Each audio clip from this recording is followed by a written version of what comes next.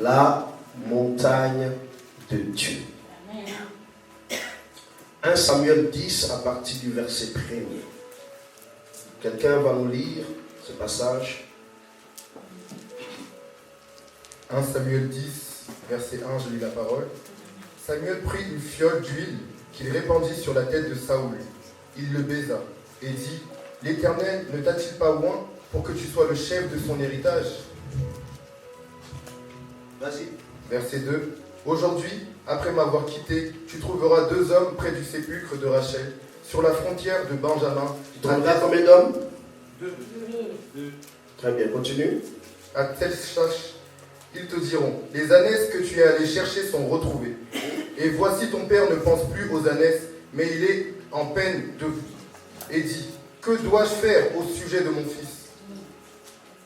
Verset 3. De là tu iras plus loin, et tu arriveras aux chênes de Tabor, où tu seras rencontré par 3 hommes montant vers Dieu. Tu seras rencontré par 3 hommes. Il y a combien d'hommes d'abord au départ? 2. Ensuite il y a 3. Vas-y. Et portant l'un 3 chevreaux, l'autre 3 gâteaux de pain, et l'autre une outre de vin. Verset 4. Ils te demanderont comment tu te portes, et ils te donneront 2 pains, que tu recevras de leurs mains. Verset 5. Après cela, tu arriveras à Gilbéa Elohim. Tu arriveras à Gilbéa Elohim. Oui. Où se trouve une garnison de Philistins. Où se trouve une garnison des Philistins. Oui. En entrant dans la ville, tu rencontreras une troupe de prophètes, descendant du haut lieu, précédés du luth, du tambourin, de la flûte et de la harpe, et prophétisant eux-mêmes. Verset 6. L'Esprit de l'Éternel te saisira, tu prophétiseras avec eux, et tu seras changé en un autre homme. Amen. Tu seras changé en un autre homme. Gloire à Dieu. Du sépulcre de Rachel à Gilbéa Elohim. Ou bien du sépulcre à la montagne de Dieu. La Bible nous dit ici que il passait près du sépulcre de Rachel. Le verset 1, n'est-ce pas? Amen. Reprends le verset 1. Verset 1. Samuel prit une fiole d'huile qu'il répandit sur la tête de Saoul. Il le baisa et dit, l'Éternel ne t'a-t-il pas oint pour que tu sois le chef de son héritage? Aujourd'hui, après m'avoir... Attends, je m'arrête là. L'Éternel a fait quoi? Il t'a oint pour faire quoi? Le chef de son héritage. Vous n'avez jamais fait attention à ça. Au fait, la différence entre David et Saül se trouve là. Saül n'a pas été oint pour être roi. Regarde bien le passage. Saül a été oint pour être chef.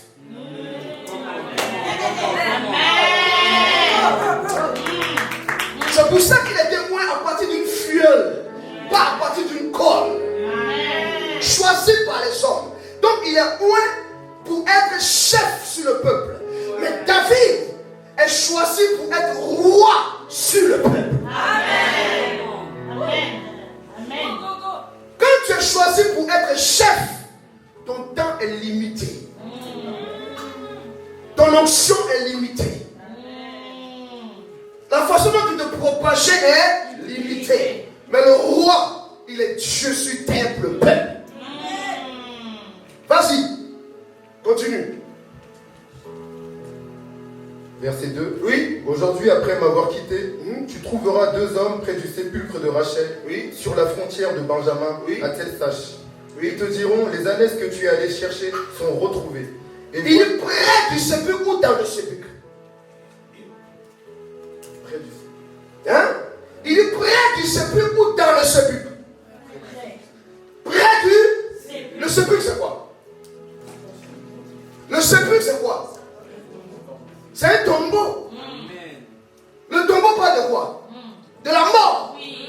La mort parle de quoi? De ce qui est difficile, ce qui est compliqué. Quand on dit quelqu'un mort, ça veut dire c'est fini pour toi. Quand tu es mort, on ne parle plus de toi. Tu es effacé. On parle de toi au passé. Bien-aimé, tu ne seras pas dans le sépulcre, mais tu seras à côté du sépulcre. Tu passeras près du sépulcre. Ça veut dire que tu vas traverser le problème, mais tu resteras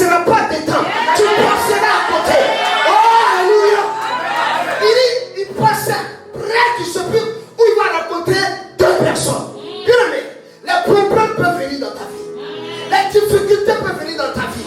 Mais sache que tu ne vas pas rester dedans. Tu passeras par là. Parce que tu dois rencontrer les deux personnes.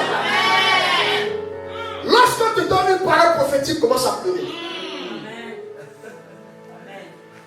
Si on te dit, tu vas te marier, commence à pleurer. Tu auras un enfant, commence à pleurer. Tu seras riche, commence à pleurer. Parce que, au fait, la parole prophétique commence toujours par son contraire. Amen. Jésus dit, venez à moi, vous tous qui êtes fatigués et chargés, je vous donnerai du repos. Ça c'est quand tu ne le connais pas. Donc il te donne le miel, il dit venez à moi. Mais tu dis, je vais avoir le repos. Donc je viens à lui. Le jour où tu donnes ta vie au Seigneur, son langage change. Le même qui a dit, venez à moi, vous tous qui êtes fatigués, je vous donnerai du repos. Il dit, si tu veux me suivre. On n'a pas dit ça au départ. Laisse-nous aller venir. Alléluia. Il dit, au début il te drague. Où est-ce que comment évangéliser dans quoi? Non, le Seigneur est bon. Dis au Seigneur, tu vas aller au paradis. Ta vie sera bien. Tu seras guéri. Venez à moi, vous tous qui êtes fatigués et chargés. Je vous donnerai le repos. Maintenant, quand tu viens à l'église, quand tu as tout abandonné, et puis tu viens t'asseoir, tout ce que le prophète avait dit là, tu vois, ça devient compliqué. Quand tu viens voir le prophète, il dit, tu veux suivre Jésus vraiment? Tu dis, oui, c'est pour ça que je suis venu. On t'a gloire. Alléluia. Tu passes à côté du Seigneur, mais pas dans le Seigneur. Pourquoi? Parce que lorsqu'on vient à Dieu, nous devons savoir que Dieu va commencer d'abord à faire sortir en nous tout ce qui n'est pas de lui. Alléluia. La mort, nous allons voir la mort, mais nous ne serons pas dans la mort. Nous allons avoir des problèmes, nous allons avoir des difficultés, nous allons avoir des souffrances. Mais sache que tout ça c'est pour la gloire de Dieu. Je vais vous donner un exemple. Regardez. Quand nous sommes enfants de Dieu, nous acceptons Jésus. Vous avez les deux marches là. Donnez-moi une chaise. Je vais vous faire un exemple.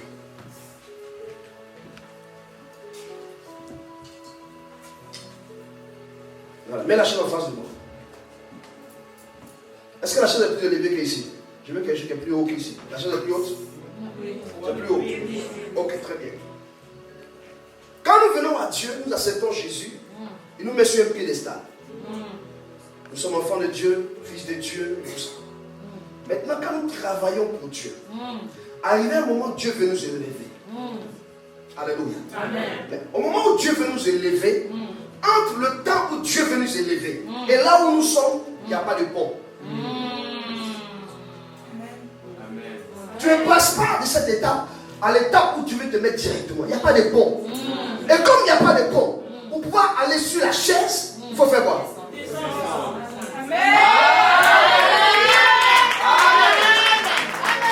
Alléluia. C'est alors que là où tu étais, lorsque tu te donnes la parole prophétique, tu descends. Et quand tu descends, tu commences à lui dire, on m'avait dit que, mais pourquoi je descends? Tu descends parce que tu veux voir. Lorsque tu vas monter, qui sera avec toi? Qui va croire en toi? Qui sera ton ami? Qui sera ton frère? Qui va croire en ce qui est en toi? Quand tu descends, on ne te voit plus. Quand tu descends, les gens t'abandonnent pour dire, il n'a plus l'argent. Il n'est plus ce qu'il était. Mais ils ne savent même pas pourquoi tu es descendu. Mais ta descente crée des critiques. Ta descente, les gens te fuient. Oh, ils ne savent pas que la Bible a dit quelque chose qui me plaît. La gloire de la seconde maison, c'est la gloire. Alléluia. C'est la première maison que tu as vue. Mais est-ce que tu as vu la gloire de la seconde maison? Quand tu descends, c'est fini. Le jugement des gens. Oh, avant c'était bon, maintenant. Quand Quand Job a tout perdu, ses amis ont dit, mais tu as péché. C'est toi qui disais toujours ici, alléluia, amen. Regarde ta fille, certainement tu as péché. Ils l'ont abandonné.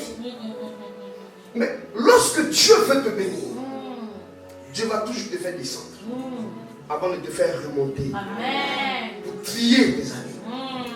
Pour voir qui t'aime et qui t'aime pas. Qui croit en toi. Amen. Qui est avec toi à cause de l'argent. Qui est à cause de...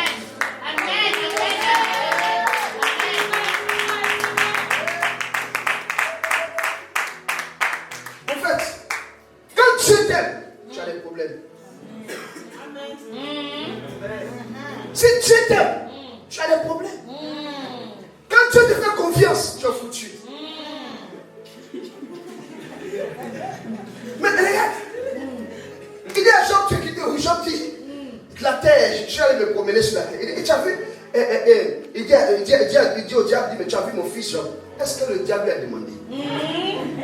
Il veut créer le problème à Job. Il dit, est-ce que tu as vu mon fils Bosli qui est là-bas? Et ce Bosli t'a dit de dire à diable qu'il est là-bas. Il dit, tu l'as vu? Il dit, mais je l'ai vu. Il dit, mais t'as pas vu quoi? Il m'adore, il m'aime et tout. Il dit, oh, toi aussi. C'est normal. Tu lui as donné tout ce qu'il veut, c'est pour ça. Il faut enlever, tu vas voir. Ah! Maintenant, Dieu veut montrer que Bosli est fidèle. Donc, ce sur quoi il peut compter humainement parlant, il va enlever ça. Satan dit, mais c'est parce que tu l'as donné. Dieu dit, c'est pas à cause de ça qu'il m'adore. C'est parce qu'il m'aime. Si tu veux, le superflu qu'il y a autour, enlève. Enlève tout même. Il va toujours m'adorer. Mais ne touche pas à sa vie. La chose la plus importante, c'est ta vie. Le matériel n'est pas plus important que Dieu. L'argent n'est pas plus important que Dieu. Les vêtements ne sont pas plus importants que Dieu. Ce qui est plus important, c'est ta vie. Parce qu'à partir de ta vie, Dieu peut renouveler. Il peut restaurer tout. Il ne touche pas sa vie. La vie est sacrée. Satan va obéir. Et le pauvre Job qui était là. Job paye un prix pour sa fidélité. Il y a des gens qui pensent que lorsque un problème t'arrive, c'est parce que tu as péché. Job avait-il péché? Non. C'est la vérité. La confiance que Dieu avait en Job a créé des problèmes à Job. Il y a des gens, c'est à cause de leur fidélité. Dieu veut tellement les bénir que Dieu les fait descendre de leur piédestal. Parce qu'il veut voir pourquoi les gens sont avec toi. Lorsqu'il est dans le ministère, tu vas voir qu'à un moment donné, ton ministère, Dieu va trier les gens. Dieu va susciter. Dieu est un scénariste. C'est un metteur en scène.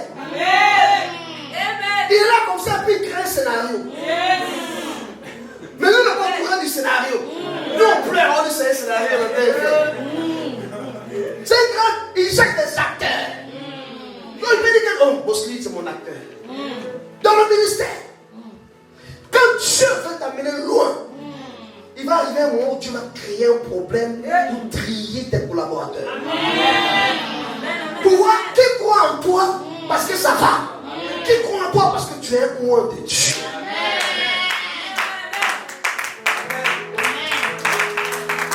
David va perdre le pouvoir par son propre fils. Je suis en train de préparer un message. Qui sont ceux qui sont proches de nous? Qui sont ceux qui sont proches de nous? Ce message-là sera fort. Parce que, il y a une petite parenthèse de ce message. Lucifer, c'était qui? L'ange de lumière, d'accord. Mais il était qui pour Dieu? C'était son collaborateur. Lucifer, c'était l'ami de Dieu. Lucifer, c'était le porte de Dieu. Là où Lucifer est rentré, les autres ne pas. C'est pour ça que pendant le conseil de Dieu, il peut aller même dire, oui, je viens de la terre. Il avait l'entrée. C'est celui qui a trahi Dieu. Il trahit Dieu et il ne va pas seul. Il est parti avec un tiers des anges. Il a pu les convaincre. Donc s'il a pu faire ça à Dieu, à votre maison. Amen. Amen.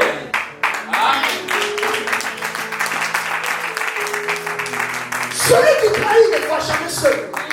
Il y a des gens qui disent oui, telle personne a quitté mon église, mais elle est partie seule. C'est faux. Il ne va jamais seul. Même si physiquement il n'est pas allé avec des gens, mais spirituellement et mentalement il est allé avec des gens. Parce qu'il y a des gens qui vont rester des points plus en quoi. Parce que l'esprit est déjà gaspillé.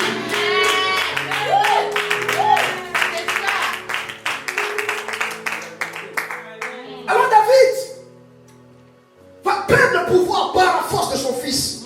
Son propre fils qu'il a mis au monde. Ce n'est pas quelqu'un d'autre. Son propre fils. Il y a des fils qui trahissent les pères. Il y a des fils qui sont jaloux de leur père. Comme il y a des pères sorciers aussi. David perd le pouvoir. Et David va aller se cacher dans la caverne d'Adoula. Dans une grotte, David se cache. Le grand roi David. Mais regardez quand David se cache dans la caverne. Dans ce trou où il allait se cacher dans la bourse, il y a des gens qui sont allés retrouver David. David est dans la caverne. Il a tout perdu. Il a perdu sa gloire. Il a perdu son trône. Il a perdu sa couronne. Il a perdu tout ce qui est royal. Mais David est dans la caverne, dans sa pauvreté, dans sa misère, dans sa désolation, dans sa tristesse. Il y a des gens qui viennent vers lui.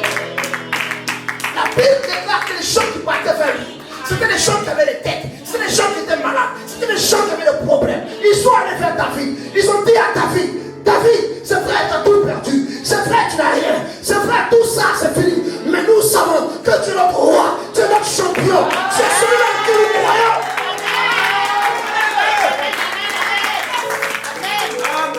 C'est ceux-là, les vraies personnes. Ceux qui vont te trouver par terre et qui vont dire, tu es notre roi. Amen. Amen. Aussi, c'est pas le trône qui fait de toi un roi. Amen. Amen. C'est pas la couronne qui fait de toi un roi. Amen. C'est parce que tu as la royauté en toi que la couronne. C'est parce que tu as l'onction royale que le trône arrive. Donc tu ne peux pas perdre le trône. Il retournera le trône parce qu'il a l'onction royale, parce qu'il a la royauté en lui, parce qu'il est de toi en tant que roi. Tous ceux qui sont allés vers lui, des gens de rien du tout. Non, c'est incroyable. Ces gens-là n'étaient rien dans la société. La société les avait vomis. Mais comme ils sont allés trouver David dans la caverne, David les a enseignés dans la caverne. Il les a enseignés dans la douleur. Il les a enseignés dans la désolation. Il dit, vous avez cru en moi, marqué que je suis ici. Ce qui est caché en moi, je vais vous le révéler. Amen. Ne minimise jamais l'homme de Dieu. Amen. Même s'il a tout perdu, attention, la réserve de Dieu en lui. Amen. Alléluia. Amen. David les a pris. Au moment où ils étaient cachés avec David, le monde continuait. La vie continuait. Au moment où tu traverses des problèmes, les gens continuent de vivre. Amen. Au moment où tu souffres avec Dieu, les gens continuent de vivre. Amen. La vie ne s'arrête pas. Mais pour eux, toi, ta vie s'est arrêtée. Amen. Pour eux, c'est fini pour toi. Pour eux, tu es dans le tombeau. Tu es dans le sépulcre. Et c'est fini pour toi. On ne parle plus de toi. Mais dans ce tombeau, tu rencontres toujours Dieu. Amen. David les a tellement formés. Pas dans une université, mais dans la caverne, dans la douleur. La vraie formation se passe dans la douleur. Amen. Amen. Amen. Amen. La suite, c'est que, au fait, quand ils vont sortir de la caverne, la Bible dit que c'était des gens de rien, des pauvres, des misérables, des malades, des estropiés, des gens qui avaient des dettes. Mais quand ils sortent de la caverne pour aller gouverner Israël, le temps était arrivé pour David, c'était leur temps. Ils sortent de là, David leur dit, qui parmi vous peut aller prendre l'eau qui se trouve à la porte? Comment? À la porte de Bethléem. Pour que je Ça, c'est un autre message. Yeah. Qui me donnera à boire? Pour réussir un ministère, il faut des gens qui sont capables de donner à boire. Amen. Pourquoi? Parce que ces personnes avaient fini une partie de leur formation. Le secret et la connaissance de Dieu dans la douleur. Maintenant, ils sortent de là. Maintenant, la confiance qu'ils ont vis-à-vis de l'homme, de Dieu, devait être testée. Tant que tu ne meurs pas pour ton pasteur, il ne pourra pas mourir pour toi. Amen. Wow. Tant que tu ne meurs pas pour ton père spirituel, il ne pourra pas mourir pour toi. Parce que ce que David leur demande, c'est la mort. Pourquoi? Parce que là où se trouve l'eau, en battant sur le chemin, il y a un poste de Philistin. Le Philistin, il t'attend comme un moustique et puis il te tue. Depuis il est né, il est formé comme un soldat. Il est plus grand que toi de combien de mètres. Il a des casques, il a tout. Toi, tu as un bâton. On dit d'aller prendre l'eau qui se trouve derrière les Philistins. C'est pas un suicide. Il y en a qui vont dire, mais pourquoi bosser? Avant, ils croyaient en toi, mais là, la femme, c'est ça.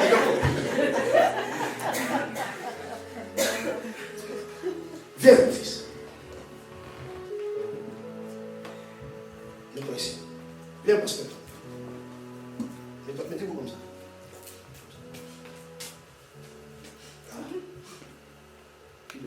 Viens, quelqu'un qui vient ici.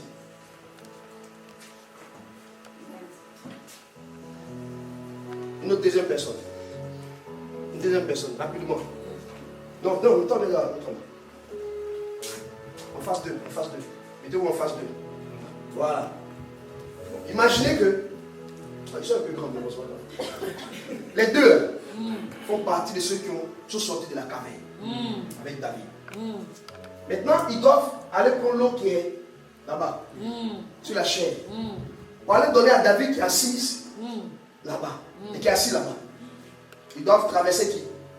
Le poste qui est là. Voilà. Essayez de passer, empêchez-les, essayez de passer.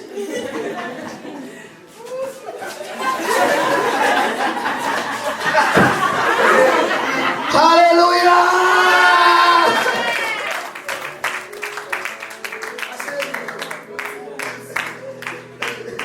Donc, il ne faut pas se laisser faire. En plus, en fait, eux là, normalement, imagine mon fils là, 2 fois la taille, 2 fois la forme. Maintenant, elle, même pas la moitié, elle va passer. Quand il fait comme ça, elle va faire. Et David dit, il veut l'eau qui se trouve ici. David, il n'y a pas une autre eau sur la terre ici. C'est ça pour laquelle tu veux boire. Mais la Bible dit, le nombre qu'ils étaient, il y en a seulement quelques-uns. Même après la formation. Ce n'est pas tout le monde qui te restera fidèle. Amen. Quelques-uns ont dit, nous allons partir. Et ceux qui se sont décidés, ils sont partis. Parce qu'au moment où tu te dis oui à l'homme de Dieu, ce n'est plus toi qui parles. Tu vas avec sa grâce. Le problème, c'est la décision. La décision, c'est la foi en lui. Et quand tu as dit oui, ce n'est plus toi qui vis. C'est Christ qui vit en toi. Et Christ en toi, l'espérance de la foi. Ils sont partis, ils ont pris l'eau. Ils sont revenus, ils ont donné ça à David. David a regardé l'eau. Et David leur a dit, ça c'est pas de l'eau. C'est votre sang. Vous avez donné votre vie. Amen. Je ne peux pas boire cette eau. Mais je voulais voir votre fidélité. Si je bois cette eau, c'est comme si je bois votre sang. Parce que c'est au péril de votre vie, vous avez eu cette eau. Et vous savez ce qui s'est passé? Ces personnes, la Bible dit, quand la guerre est arrivée, parce que David les a nommés des généraux. Mais ils sont même pas allés à Saint-Cyr. Ils ne sont pas, comment on dit ça, diplômés de Saint-Cyr. Mais ils sont devenus des généraux de Dieu. l'épée de un seul transperçait 120. 300 personnes en un coup. Ils sont devenus des gens puissants, des gens glorieux, qui travaillaient avec la puissance de Dieu de façon indéfinie. Ils étaient devenus des gens qui étaient en contact avec la puissance de Dieu. Ce n'étaient plus des êtres humains normaux. Parce que la fidélité et la formation ensemble a fait d'eux des êtres surnaturels. Bien aimé, avec de telles personnes, on peut réussir sa vie. On peut réussir un ministère. Amen. Amen. Amen. Amen. Amen. Quand les gens viennent à nous, serviteurs de Dieu, ça peut transformer leur vie. Amen. Amen. Ça peut changer leur vie. Amen. Amen. Amen. Amen. Ils ne viennent pas à nous pour le plaisir. Ils viennent à nous pour que nous puissions leur montrer Dieu. Parce que Dieu a la capacité de transformer la vie de C'est quelqu'un. la vérité. Au sépulcre. Quand tu es au sépulcre, il arrive souvent où l'odeur du sépulcre est sur toi. Or, l'odeur du sépulcre, ça fait fuir les gens. C'est-à-dire les gens sont en train de rigoler quand tu arrives au sépulcre. Tu énerves les gens. Tu te poses la question, mais j'ai fait quoi? Tu n'as rien fait. Et on dit pourquoi? Quand tu as la gloire de Dieu sur toi, le démon, l'ennemi, il sait ce que tu vas devenir. Il y a des choses même que toi tu ignores. C'est pour ça que j'ai l'habitude de dire que Dieu va dire au serpent, la postérité de la femme écrasera ta tête. Il y aura une inimitié entre vous. Mais il ne dit pas ça à la femme. La femme n'est pas au courant de cette parole. Mais l'ennemi est au courant.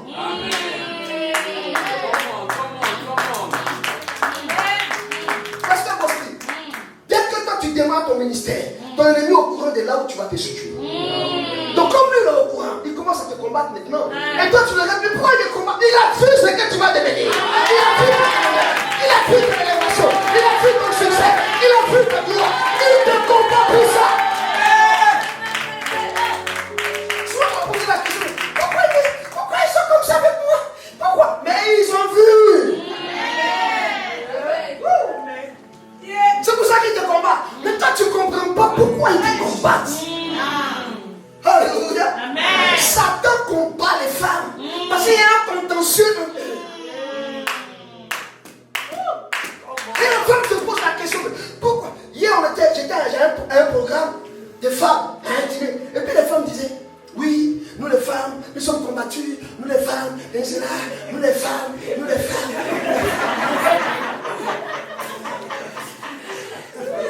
Mais pour nous venir seulement, vous ne comprenez pas pourquoi. Donc quand je leur ai expliqué, et tous ont mis la main aux amis. Quand il y en a Africain dit, j'ai dit la compris.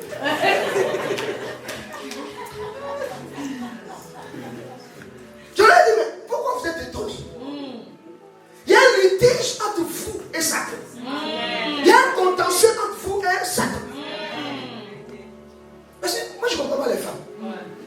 Toi tu es venu trouver un monsieur dans la maison. La maison s'appelle le jardin. Tu es venu le trouver, il était là avant toi. Lui le locataire. Le propriétaire s'appelle Dieu. Il vient tous les soirs, il me dit, mais ça se passe bien, il n'y a pas de fuite. L'électricité marche bien. Toi, tu es venu le trouver dans la maison.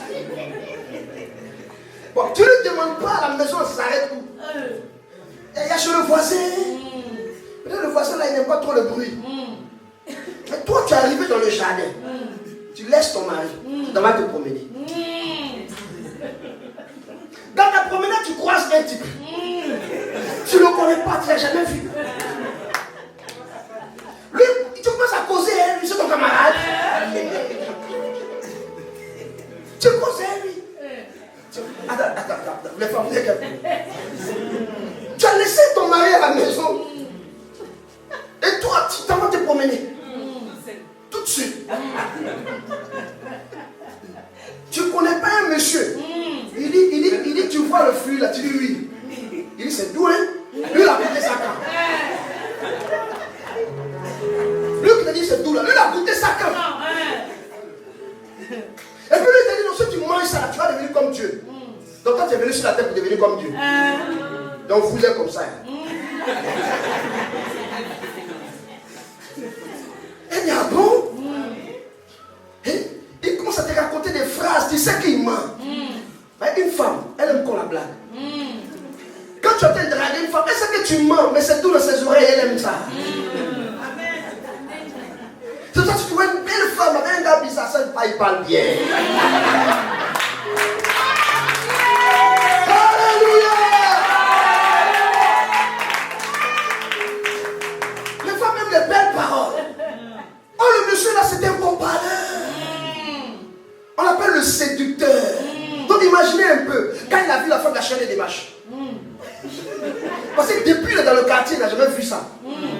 D'habitude, il voit le locataire. Adam, il voit Adam tous les jours. Quand il sort de la maison pour aller au travail, il le voit. Mais là, le jour, il a vu une autre qui ressemble à Adam, mais est jolie. Donc il a chaîné des marches en même temps. Il a commencé à montrer à la fin que lui est trop intelligent, que lui connaît le quartier. Il y a des gens comme ça, quand tu sais même que le député habite ici. Oui, mais tu vois la voiture qu'elle a là, c'est la voiture du maire. Mais moi, il y a l'autre dans le quartier ici. Non, tu sais pas passer tout ici la nuit, parce que souvent il y a des bandits. Ici, il connaît tout. Donc quand il a vu la femme, il a montré qu'il maîtrise le quartier. Donc il dit, tu vois les fleurs qui sont là, tu vois le fruit là, il a pensé. La femme aussi, faut te renseigner sur ton mari. Renseigne-toi. La Bible dit, si tu ne connais pas, demande à ton mari. Mais non, qu'est-ce qu'elle fait? Elle prend d'abord. Tellement les femmes aiment les bonnes choses. Non, les femmes aiment les bonnes choses. Quand c'est les bonnes choses, là, elle ne va pas demander à son mari, elle prend un crédit, puis elle chez donc elle prend. C'est tout qu'on dit que ça va ouvrir son esprit. Vous savez, une femme, elle va toujours montrer à son mari qu'elle est intelligente. Donc elle prend le fruit et puis c'est elle-même qui va venir convaincre celui qui l'a trouvé sur la terre. Vous dites, chérie, non, je suis allé me prendre dans le quartier. Il y avait un monsieur là, non, le monsieur est intelligent. Le monsieur là m'a dit que si on mange ça là, on ne va plus louer maison. Nous on sera propriétaires. Mais le problème de l'homme aussi c'est ça. L'homme, son problème c'est pas Dieu, c'est pas Satan même. Son problème c'est la femme. Comment toi, tu étais là, le propriétaire t'a dit on ne fait pas ça. Vous étiez deux, quand le propriétaire t'est parti. Vous avez signé le contrat de bail. Maintenant, ta femme est arrivée. Elle te dit autre chose. Tu oublies ce que le propriétaire t'a dit. Adam a oublié ce que Dieu lui a dit. Au profit de sa femme. Bien aimé, si tu n'as pas une bonne femme, tu es fini. Amen. Si tu n'as pas une bonne femme, tu es mort. Amen. Amen. Amen. Alléluia.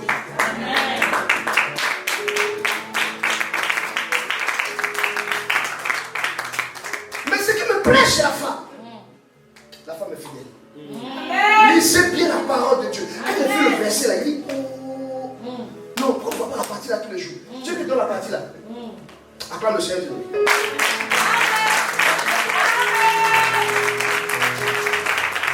En fait, lorsque je sors, par exemple, mon enseignement d'aujourd'hui, je prêcherai ça l'autre jour. Il dit, lorsque on a chassé Adam du jardin, Dieu a chassé qui? Adam, n'est-ce pas? Dieu n'a jamais chassé la femme. C'est ça. Amen. Mais quand Dieu a chassé Adam, la femme dit, je vais rester ici pour faire quoi? Je suis mon mari, chérie.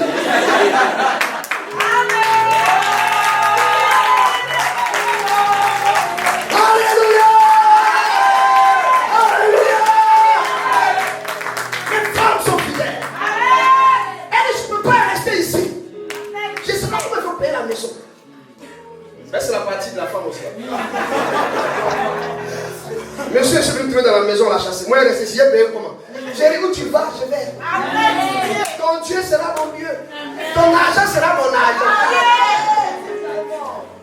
Alléluia. Amen. Il passe près du sépulcre, il y a encore 2 personnes. Je vais finir. Il me reste combien de temps?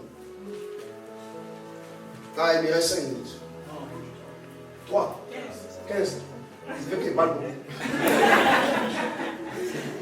Il rencontre 2 personnes. Il rencontre. Mais plus tard on dit, il sera rencontré. Les 2 personnes, c'est lui qui les rencontre. Mais les 3 personnes, c'est eux qui le rencontrent. Souvent tu lis la Bible et plus tard tu penses que c'est des expressions comme ça. Non, il y a une révélation en bas. C'est pour ça que les gens qui disent non, dans le jardin d'Éden, quand on dit fruit, là c'était le sexe. Tu es un menteur. Dieu ne sait pas dire sexe. Il dit sexe, c'est sexe, c'est Dieu a peur de toi. Va dans Cantique des Cantiques, tu vas voir qu'il dit saint. Il n'a pas peur de toi. C'est pas sexe, c'est fruit.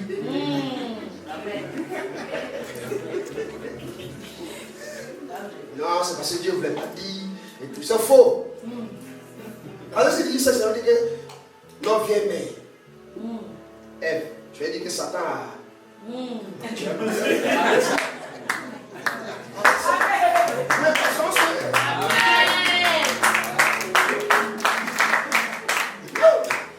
Alléluia. Il va rencontrer 2 personnes. Lorsque tu passes dans les problèmes, dans les difficultés, près du sépulcre, près de la mort, près des épreuves de la vie, tu dois chercher à rencontrer 2 personnes. La première personne que tu vas rencontrer s'appelle le Saint-Esprit. C'est le consolateur. Parce que tu souffres, tu gémis, tu pleures, tu as besoin du consolateur. Tu as besoin qu'il te rassure. Tu as besoin qu'il te dise, ma fille, je suis avec toi. Mon fils, je suis là. Ne t'inquiète pas. Ça va aller. Ça ira. Je suis là. Le consolateur. Quand tu as le consolateur, bien aimé, même quand c'est dur, tu appréhendes. Parce que le consolateur te rassure que ça va aller. Tu as besoin du consolateur. Le Saint-Esprit. La deuxième personne, quand le consolateur t'a rassuré, bien aimé, oui, il t'a rassuré, mais il faut que tu sortes des problèmes. Lui, il est là pour te rassurer. Mais il faut le deuxième. Jésus. Amen. Qui signifie sauveur. Pour te sauver de ta difficulté, pour te sortir de ta difficulté, pour te ôter des problèmes, pour que tu sois sauvé de là, il te faut Jésus. Amen. Il est le sauveur de l'humanité. Amen. C'est pour ça que un jour dans une église, quelqu'un m'a dit un jour, et j'ai complètement mon message. On dit il y a une femme. Il y avait un accident qui devait se produire. Il ne faut pas rire. Même ça fait rire. Il ne faut pas rire. Prophète, l'accident devait se produire, c'est une chrétienne. Et bien qui, Saint-Esprit. Elle a fait l'accident. Bah! Après le Saint-Esprit est venu. Tu m'as appelé. Moi je suis le consolateur. Il fallait que tu te blesses bien le consolateur.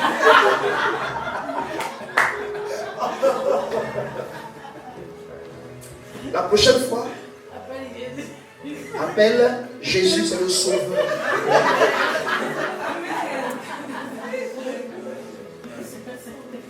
Alléluia. Amen.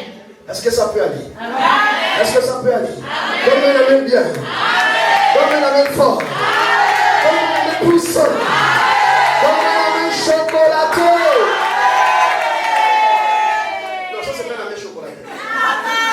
La même chocolatée qui connaît la même chocolatée. Amen. Alléluia. Amen. Et ce sont ces 2 personnes dont tu as besoin pour sortir de tes problèmes. Amen. Pour sortir de tes difficultés. La vérité. Celui qui rassure, qui te console, et celui qui te sauve de la situation. Amen. Il dit tu rencontreras les 2 personnes. Mais où? Près du Seigneur. Amen. Près du Seigneur. C'est dans les difficultés. C'est dans la souffrance que tu rencontres ces 2 personnes.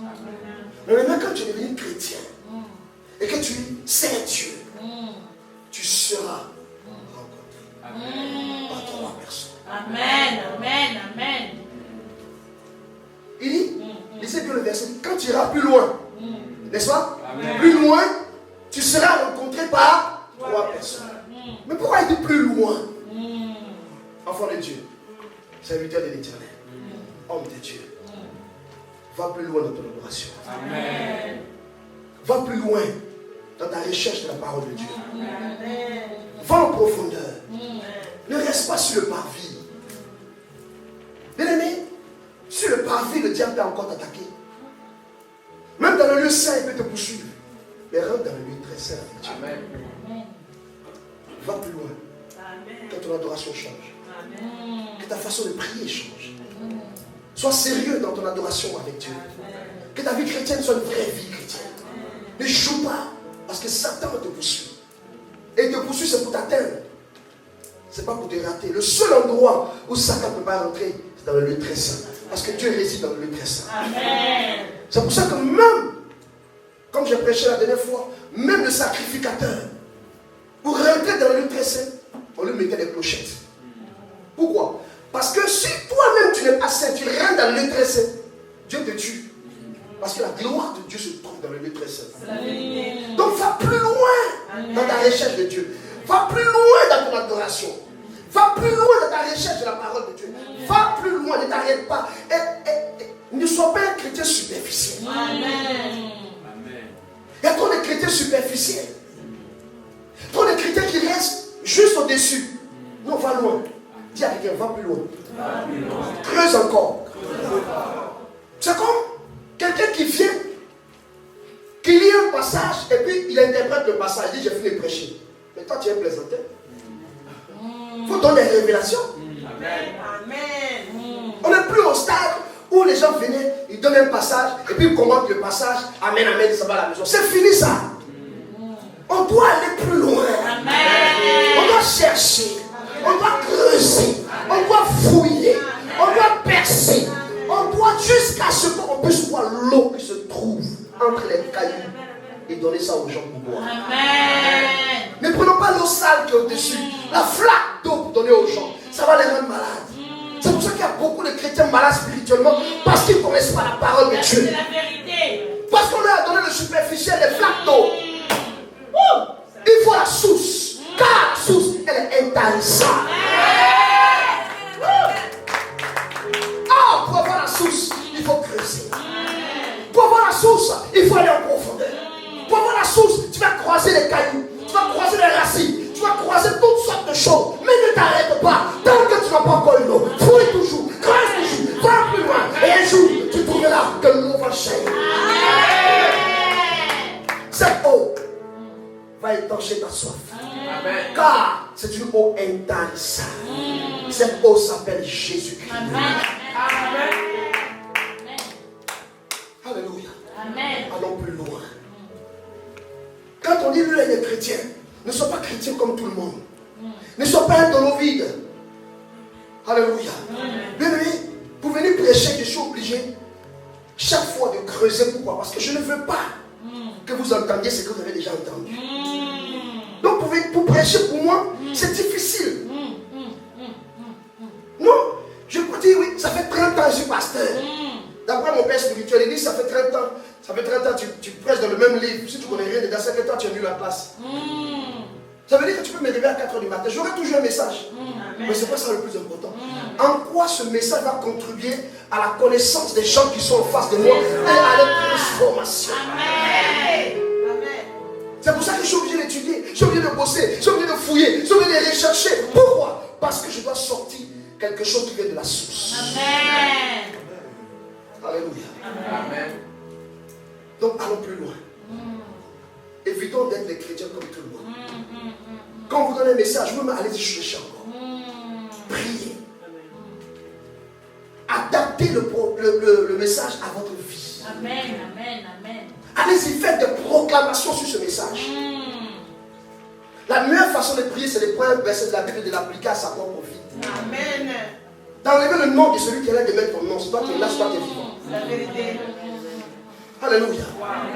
Parce qu'il y a des gens qui se disent, oui, les démons de ma famille, mon père, ma mère, écoute-moi, prophète Bousli, notre père et notre mère sont des tuteurs. Ce sont des tuteurs. Parce que la Bible dit, la lumière est venue. Les siens ne l'ont pas reçu. Mais à ceux qui l'ont reçu, ils sont devenus enfants de Dieu. Nés, ni de la volonté de l'homme, mais de qui? De l'esprit. Donc, né dans la foi. Mais quand tu es né dans la foi, tu n'es plus un homme physique, naturel, tu es un homme surnaturel, un homme esprit. Or, le père de la foi, c'est qui? Le père de la foi, c'est Abraham. Donc, ton vrai père, c'est Abraham. Donc, la bénédiction d'Abraham t'appartient. Parce que tu es un descendant d'Abraham. Tu es un fils d'Abraham. Ton vrai père, c'est Abraham. Aucune malédiction ne va t'atteindre. Aucune malédiction ne va t'atteindre. Aucune malédiction ne va t'atteindre. La Bible dit, ils vous combattront, mais ne vous vaincront pas. Amen. Ils ne viendront pas un seul chemin, mais ils fuiront par sept chemins. Et tu marcheras sur les serpents, sur les scorpions, mais ils ne vont pas t'atteindre. Tu marcheras sur le feu, tu ne seras pas atteint. L'eau viendra, tu ne seras pas submergé. Tout ce qui tentera, ça ne pourra pas t'atteindre. Pourquoi? Parce que tu es un fils d'Abraham. Parce que tu n'es pas n'importe qui.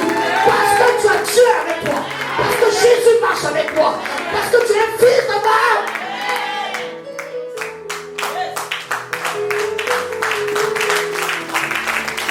Ils tenteront tout pour te déstabiliser. Mais ils ne pourront rien. Amen. Tout ce qu'ils feront, ça ne te touchera pas. Quand tu vois le diable agir, il faut rire. Il faut rigoler au nez du diable. Parce qu'il ne peut rien. Il ne peut pas toucher à ta vie tant qu'il n'a pas l'autorisation de Dieu. Alléluia. Lorsque tu vas plus loin dans ton adoration, lorsque tu vas plus loin dans ta façon de suivre Dieu, écoutez-moi. Regardez, quand tu es un chrétien assidu, quand tu es un chrétien exemplaire, quand tu es un chrétien qui fouille, qui cherche, qui s'applique, il y a des messages même qui t'ennuient. Amen. Amen. C'est-à-dire que si l'homme de Dieu lui-même est venu te prêcher, qui n'a pas étudié, quand il commence même, tu dis, parce que ce n'est pas profond. Il veut te donner des flaques d'eau. Mais tu vas faire quoi les flaques d'eau? Tu es habitué à la source. Amen. Donc quand il commence à te donner des flaques d'eau, tu n'es pas édifié. Moi, il y a des gens, quand ils commencent à les écouter, mais ils sont énervés. Pourquoi? Parce qu'ils ne m'édifient pas. Ce qu'il dit là, pour moi, c'est école du dimanche. Sans prétention aucune. Il faut travailler. Il faut bosser. On n'est pas devenu pasteur pour des stars. On est devenu pasteur pour enseigner les gens. Pour éduquer les gens. On n'est pas devenu pasteur pour être des boss. Non. Nous sommes des serviteurs. Les serviteurs doivent s'appliquer chaque fois. Pour que celui qui est en face de lui dise, oh, il a fait mieux qu'aujourd'hui. Hier. Nous devons travailler pour le peuple de Dieu. Nous devons préparer une nourriture solide, efficace, pour leur apporter cela, afin qu'il n'ait pas faim tous les jours. S'il mange une nourriture solide et efficace, le diable viendra, mais il n'aura rien de lui en lui. Pourquoi? Parce que cette nourriture solide va les barricader. Mais s'ils n'ont pas une nourriture solide, s'ils ont des flaques d'eau, bien aimé, le diable pourra les balancer partout. Pourquoi? Parce que la source n'est point en eux. C'est alors, lorsque tu vas en profondeur, qu'eux ils te rencontrent. Ce n'est plus toi qui vas les chercher, mais c'est eux qui vont te rencontrer. Ces trois personnes, c'est qui?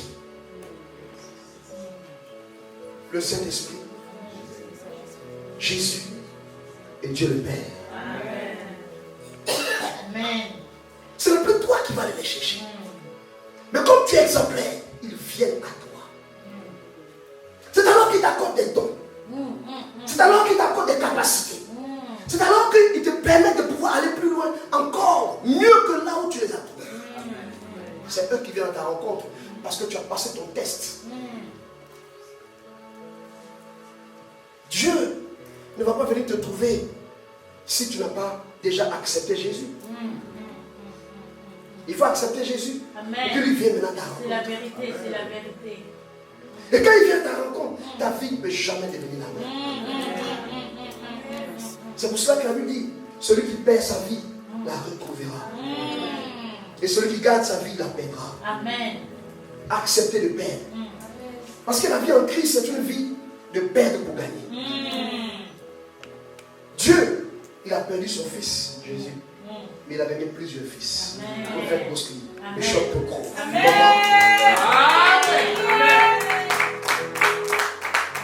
Dans la vie, il faut accepter de perdre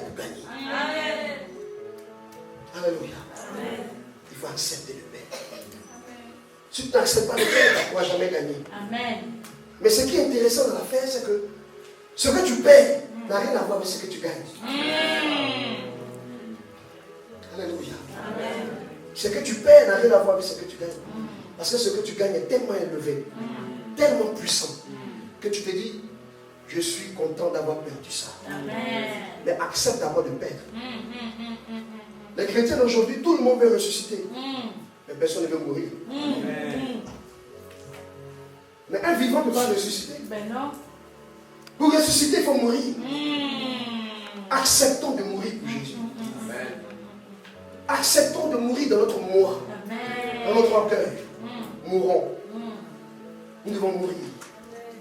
Dis à ton frère, tu dois mourir. Tu dois mourir. Pour que Jésus te ressuscite. Parce que si Jésus vient et qu'il veut ressusciter un mort, mais tu es vivant, il n'a plus besoin de te ressusciter. Il veut trouver un mort. Quelqu'un qui est mort dans tous ses sens. Qui dit, je ne vis plus. Mais est-ce que toi tu peux venir vivre en moi? Si tu acceptes de venir vivre en moi, je sens que j'aurai la vie et la vie en abondance. C'est pour ça que la Bible dit, Christ en moi, l'espérance de la gloire. Parce que Christ ne peut pas vivre en toi sans gloire. Parce qu'il est l'incarnation même de la gloire. Acceptons de mourir pour que Christ vive en nous. Parce que quand tu meurs tel que tu es, n'est-ce pas? Mais tu ressuscites dans la gloire. Tu ressuscites de nouveau. Tu ressuscites champion. Tu ressuscites glorieux. Tu ressuscites puissant. Tu ressuscites surnaturel. Tu ressuscites. Tu ne peux jamais ressusciter la même personne. Non. Non. Jésus est mort. Et quand il est ressuscité, il n'était plus la même personne. À tel enseigne que ses disciples ne l'ont pas reconnu. Ses propres disciples n'ont pas reconnu. Pourquoi? Parce qu'il est ressuscité dans un corps glorieux.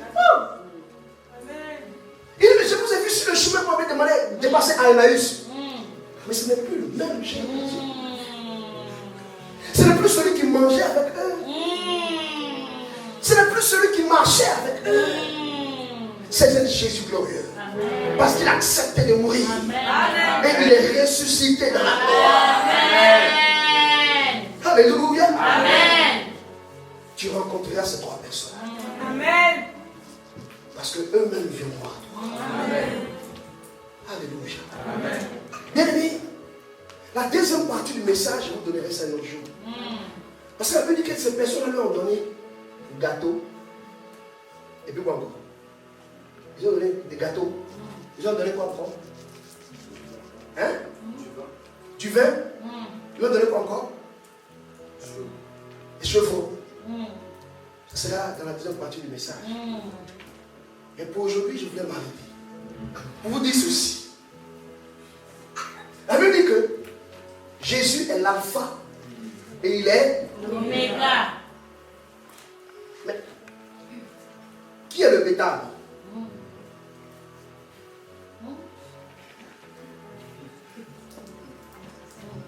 Il est l'alpha qui veut dire A. Il est l'oméga qui veut dire la fin, donc Z. Donc alpha c'est A, commencement. Oméga c'est quoi? La fin, donc Z. Mais qui est B? Qui est C? Qui est D? Qui est E? Qui est F? Qui est G? Qui est K? Qui est I? Qui est M? Qui? Il nous dit quoi? La Bible est muette là-dessus. Il nous dit seulement qu'il est au début. Et puis t'as peur.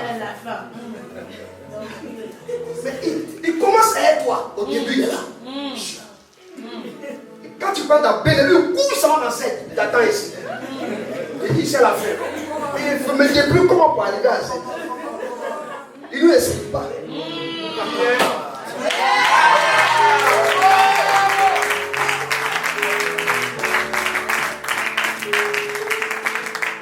Cette partie s'appelle le silence de Dieu. Entre Malachie et Matthieu, il y a 400 ans de silence. Le silence de Dieu. Dieu commence avec toi. Et à un moment, il devient silencieux. Tout en te disant, je suis là. Mais il fait comment ici?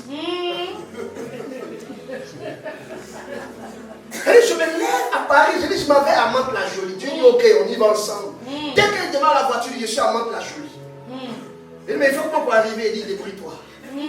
Mais c'est que quand tu seras à Mantes-la-Jolie, je serai à toi. Il dit, quelle route, il ne me dit même pas. Le Dieu des mystères. Amen. Il dit à un serviteur, vous le connaissez, il dit pas son nom, vous allez trouver. Il dit, suis-moi, allons-y. Quitte ton père, ta mère, ta patrie, puis allons. Il dit où? Il dit, va sur moi. Il dit, bizarre. Mais je l'ai calé où? Je n'ai pas quel chemin. Il dit, allons, je suis avec toi. Je t'attends là-bas. C'est qui? Hein? Bon, si c'était toi, Dieu te dit, allons-y. Tu dis où? Il dit, allons. Mais tu as dit, c'est pas Dieu qui t'a parlé. Imagine que c'est le prophète Bosquet qui te convoque et puis il dit, bon, tu sais, maintenant on va aller dans une autre vision. Non, la vision va changer. Il faut aller dans une autre vision. Et puis tu lui dis, mais on fait comment? Il dit, non, allons seulement. Tu dis, allons seulement où? Il dit, dans la vision. Il dit, mais la vision ne va pas dire par où il est passé. Alléluia. Amen. En fait, Dieu te dit, en tant qu'alpha, donc A, le commencement, il te rassure pour te dire, je t'attends à la fin. Ça veut dire que dans le parcours, là, tu ne peux pas mourir. Pourquoi? Parce que je t'attends à la fin. Toi et moi, on doit faire la conclusion. Que tu ne peux pas mourir.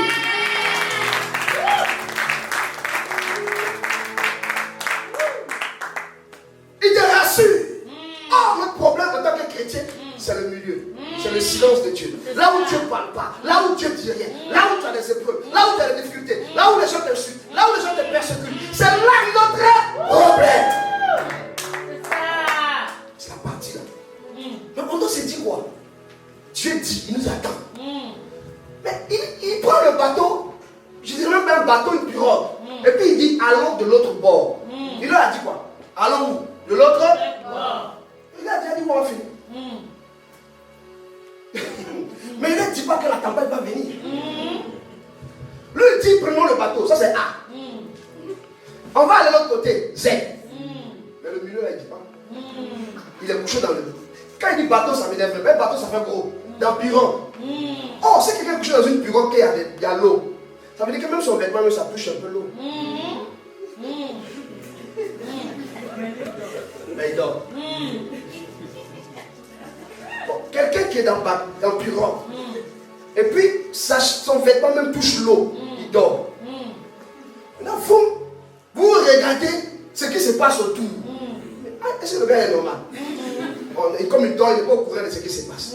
En fait, Dieu commence avec toi. Il te dit, je t'attends à la fin. Alors la question que tu as envie de poser à Dieu, c'est de dire, mais comment je fais pour le milieu? Ce que je vais traverser, ce que je vais vivre.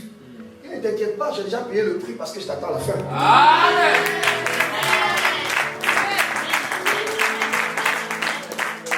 C'est pour ça qu'il a dit, homme de peu de foi. Je te dis, dit qu'on s'en va de l'autre côté. On n'est pas quoi aller, pas vous pleurer. Ce qui est sûr va arriver, parce que je vous ai dit qu'on s'en va là-bas. Je ne vous ai pas dit que vous allez mourir. Je ne vous ai pas dit qu'on va s'arrêter dans l'eau. Je ne vous ai pas dit qu'on va prendre des temps. Je vous ai dit qu'on va de l'autre côté. On va de l'autre port. Je suis venu dire à quelqu'un, tu vas y arriver. Tu iras de l'autre côté. Personne ne peut t'arrêter. Ni ton père, ni ta mère, ni tes enfants, ni tes ennemis, ni le diable ne peut t'arrêter. Tu iras de l'autre côté. Parce que Jésus est dans ta barque. Jésus est dans ta barque. Jésus est ton alpha. Jésus est ton oméga. Tu ne resteras pas en cours de route. Tu ne resteras pas en chemin. Tu atteindras ta cible. Dans la vie, si tu n'es pas bien informé, tu es déformé. Tout dépend de l'information que tu as. Des gens se disputaient, et c'est par ça que je vais finir. Et ils disent, Jésus, oh, quand il te pose les mains, tu guéris. L'autre dit, c'est faux. Jésus, tu n'as pas besoin de te poser les mains. Quand il parle, sage, l'esprit agit. L'autre dit, c'est faux, vous racontez des bêtises. Jésus, il prend la boue, il met dans tes yeux, puis il a mis là. L'autre dit, vous racontez quoi? Jésus, Jésus n'avait pas besoin de se déplacer. Il dit, allez-y, dis seulement. Et sa parole s'est accomplie. L'autre dit, toi, tu dis quoi? Ça, c'est pas Jésus. Tout dépend de comment tu vois Dieu. Amen. Amen. Amen.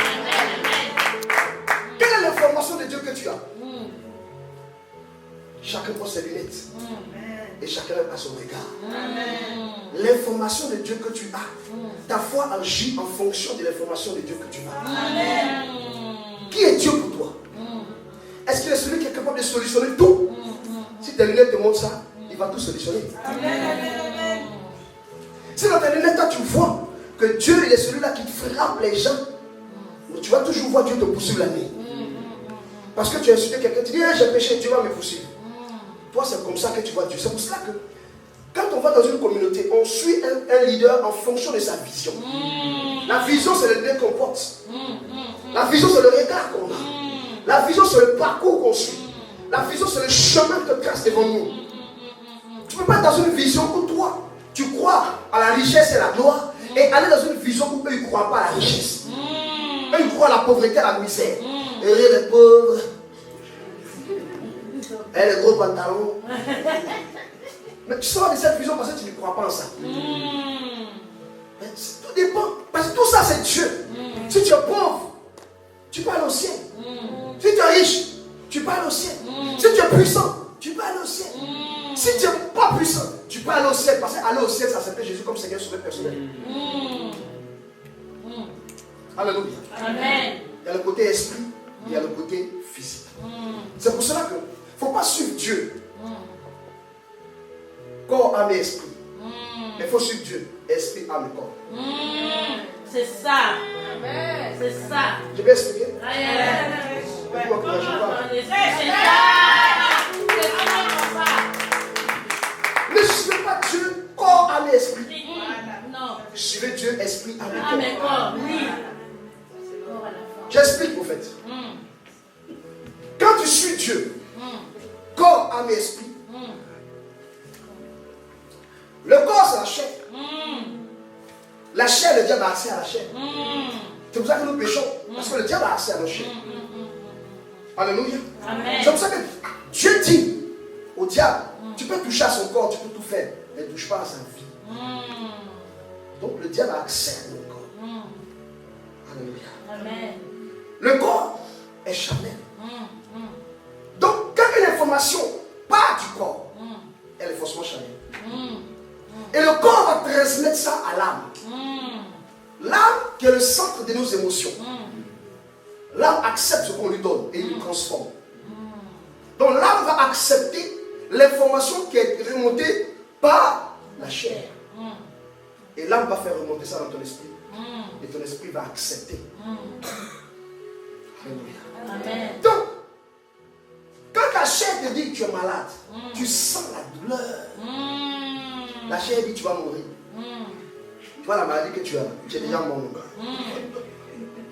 toute façon, le bouton là, ça va devenir cancer. Et puis, dès que tu ouvres ton portable, tu tombes sur les trucs de cancer. C'est bizarre.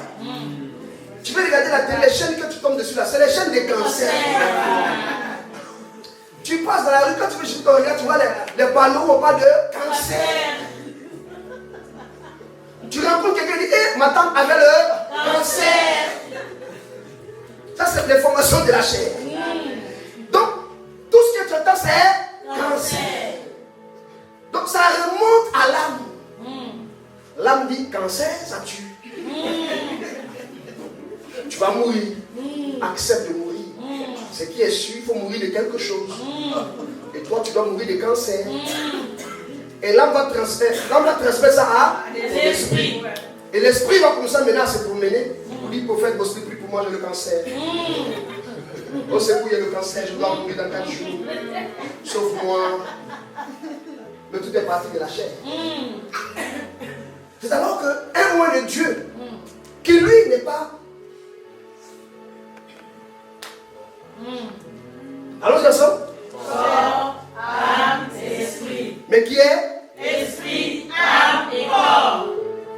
Lui va venir, tu vas venir le voir, il va dire, ah, tu as le cancer? Tu dis oui. J'ai le cancer. Je diagnostiqué ça même il n'y a pas longtemps. C'est là où tu vas te souvenir que ton arrière-grand-mère, son petit frère, son neveu, sa tante, son cousin, là, il avait le cancer aussi.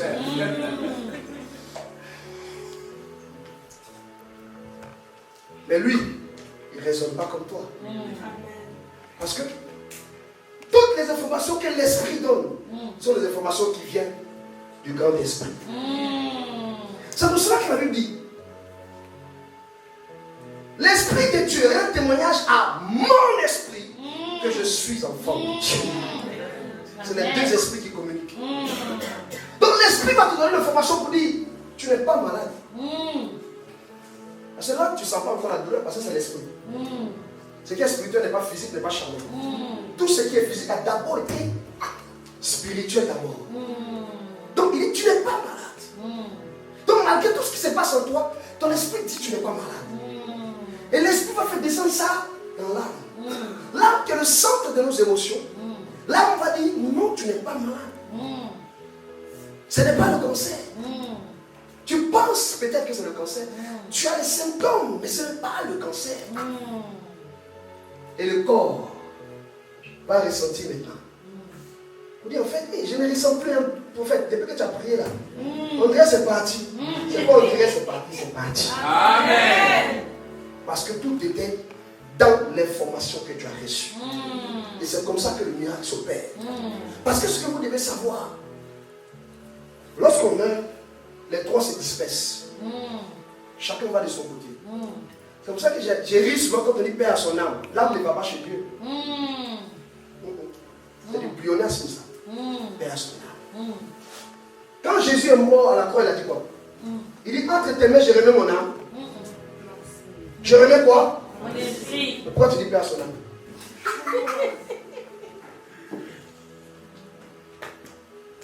Le corps va dans la terre. L'âme va au séjour de moi. L'esprit retourne à Dieu. Amen. On va acclamer le Seigneur.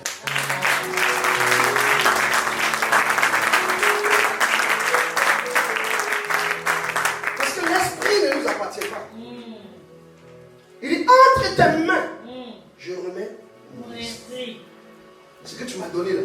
Je te Amen. Alléluia. Amen. Nous sommes des chrétiens spirituels. Amen. Nous ne sommes pas des chrétiens charnels. Parce que si tu vis corps, âme et esprit, tu seras toujours frustré. Tu seras toujours frustré. Si tu vois un chrétien qui est frustré dans l'église, c'est parce qu'il vit corps, âme et esprit. Mais si tu vois un chrétien qui est jovial, qui est épanoui, c'est parce qu'il vit esprit, âme et corps. Amen. Alléluia. Amen. Tiens-toi debout et dis merci au Saint-Esprit.